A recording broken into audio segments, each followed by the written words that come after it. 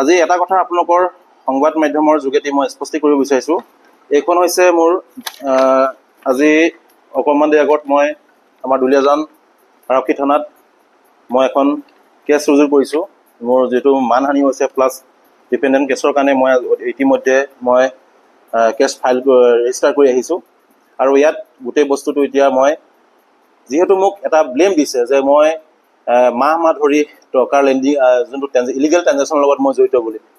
মই সভাপতি হোৱা আপোনালোকে সকলোৱে গম পায়, মই সভাপতি হৈছোঁ আজি 1 মাহ, অৰ্থাৎ 1 মাহ সম্পূৰ্ণ হৈছে। তেওঁ কৈছে যে বহুত দিনৰ আগৰ পৰাই এই লেনদেন চলি আছে। বহুত দিনৰ আগৰ পৰাতো মোৰ 1 মাহ হৈছে মই সভাপতি হোৱা। তাৰ আগত সভাপতি কোন আছিলে? তাৰ আগত সভাপতি আছিলে শ্ৰী তলিক ফুকন ডাঙৰীয়া। তেতিয়াহ'লে তেওঁ তাৰ লগত জড়িত হ'ব লাগিব। মইতো সভাপতি হোৱা 1 মাহ হৈছেহে। আৰু যোনজন ব্যক্তিৰ কথা তেওঁ কৈছে, চিফ এডভাইজাৰৰ বিষয়ে কৈছে, তেওঁ যিহেতু অইল ডিলিং প্ৰডাকশ্যন ৱৰ্কাৰ্ছ ইউনিয়নত তেওঁৰ ছবছৰৰ এজন অভিজ্ঞতা থকা ব্যক্তি। তেওঁ চিফ এডভাইজাৰ হিচাপে কিছুমান শ্ৰমিকৰ ৱেলফেয়াৰৰ কাৰণে কিছুমান গাইডেঞ্চ আমি 21জনীয়া কমিটিৰ লগতে সভাপতি হিচাপে কিছুমান কথা সুধোঁ। তেওঁ আমি গম পোৱা মতে তেওঁৰ নিজৰ বিজনেছ আছে, বিজনেছত তেওঁ কিবা ট্ৰেঞ্জেকশ্যন ক'ৰবাত কৰিছে, তেওঁৰ কোম্পানীৰ লগত তেওঁৰ এগ্ৰিমেণ্ট আছে, সেইটো এটা বেলেগ চেপ্টাৰ। কিন্তু তেওঁ যোনটো ইলিগেলি যোনটো ট্ৰেঞ্জেকশ্যন হৈছে তাৰ লগত মই জড়িত থকা, প্ৰতিমাহে মই পাই থকা বুলি কৈছে। কিন্তু ইয়াৰ উত্তৰ তেওঁ কিন্তু মোক দিব লাগিব, আৰু হয়তো এই উত্তৰ তেওঁ আইনী ব্যৱস্থাৰ যোগেদি কোৰ্টত এই বস্তুটো মই তেওঁ প্ৰত্যুত্তৰ বিচাৰিম। আৰু এই যে তেওঁৰ মোক যোনখিনি ভিত্তিহীন, অৰ্থাৎ জনমানসত শ্ৰমিকৰ ওচৰত মোক সেৱা প্ৰতিপন্ন কৰাবৰ কাৰণে তেওঁ যিখিনি চালে বেৰে কোবাই যুক্তি দিছে, ইয়াৰ কিন্তু উচিত প্ৰত্যুত্তৰ মোক দিব লাগিব। আৰু সেইটোৰ কাৰণে মই আজি দুলীয়াজান থানাত গোটেই বিষয়টো অৱগত কৰিছোঁ। অৱগত কৰি মানে অলৰেডি মই এইটো ৰেজিষ্টাৰ কৰিছোঁ। মোৰ লিগেল এডভাইজাৰ আছে, আমাৰ আইনী উপদেষ্টা আছে। আইনী উপদেষ্টাৰ যোগেদি আৰু আমি ভালেমান কেইজন আইনী উপদেষ্টাৰ যোগেদি আমি গোটেই বিষয়বস্তুটো আমি আদালতৰ মজিয়ালৈ লৈ যাম। আৰু আজি আমাৰ ইউনিয়নখন 1 মাহ হৈছে, আমি যথেষ্টখিনি আমি শ্ৰমিকৰ ৱেলফেয়াৰৰ কাৰণে ষ্টেপ লৈছোঁ। আচলতে যেতিয়া আমি ভাল কামখিনি কৰিবলৈ গৈছোঁ, তেওঁলোকে কিছুমান বিশেষ ব্যক্তি, অলৰেডি কিছুমান ব্যক্তি আমি বিভিন্ন ধৰণৰ কোম্পানীৰ পৰা কৈছে আমুক জড়িত আছে। আমি এইটো সময়ত তেওঁলোকৰ নামবিলাক আমি স্পষ্ট কৰি নিদিওঁ। এইটো কাৰণে স্পষ্ট কৰি নিদিওঁ, সময়ত আমি প্ৰতিটো বস্তুৰ আমি ইয়াৰ তথ্য সহকাৰে আমি প্ৰতিটো বস্তু আপোনালোকক দেখাই গৈ আছোঁ।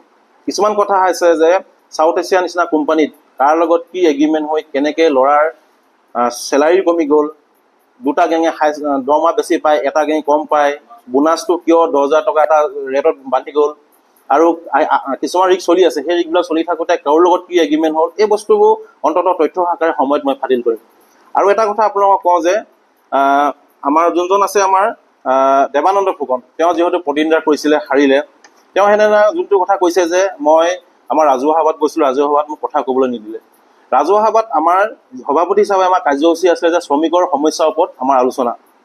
তেওঁক মই আপোনালোকৰ সংবাদ মাধ্যমৰ যোগেদি স্পষ্ট কৰিব বিচাৰিছোঁ যে এনেকুৱা ধৰণৰ ছ'চিয়েল মিডিয়াৰ যোগেদি মোৰ যিখিনি আপোনাৰ ৰেপুটেশ্যন, যোনখিনি মোৰ ইম'চন ডিষ্ট্ৰেছ আৰু যোনটো মোৰ প্ৰফেচনেল ষ্টেণ্ডিংটো যোনটো তেওঁলোকে ইমেজটো বেয়া কৰিব গৈছে, কিন্তু ইয়াৰ প্ৰত্যুত্তৰ তেওঁলোকে দিব লাগিব। আৰু ইয়াৰ মই প্ৰত্যুত্তৰ মই কোৰ্টৰ যোগেদি অলৰেডি ব্যৱস্থা মই লৈছোঁ। কিন্তু আৰু আপোনালোকৰ সংবাদ মাধ্যমৰ যোগেদি এটা কথা ক'ব বিচাৰিছোঁ, সকলো যোনবিলাক এই ষড়যন্ত্ৰ কৰিব বিচাৰিছে, যোনবিলাক ব্যক্তি ইয়াত লগ লাগিবলৈ গৈ আছে, অৰ্থাৎ আমাৰ এটা বেয়া ইমেজ কৰিব গৈছে, তেওঁলোকৰ উদ্দেশ্য একো নাই, তেওঁলোকৰ শ্ৰমিকৰ ৱেলফেয়াৰৰ কাৰণে ইছ্যু একো নাই।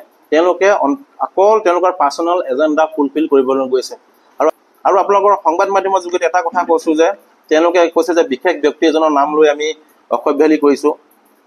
এতিয়া এটা কথা স্পষ্ট, আজি এজন বিশেষ ব্যক্তি, তেওঁ ডিপ ইণ্ডাষ্ট্ৰীত এজন এডি হিচাপে কৰ্মৰত, ডিপ ইণ্ডাষ্ট্ৰীত তেওঁ কৰ্মৰত।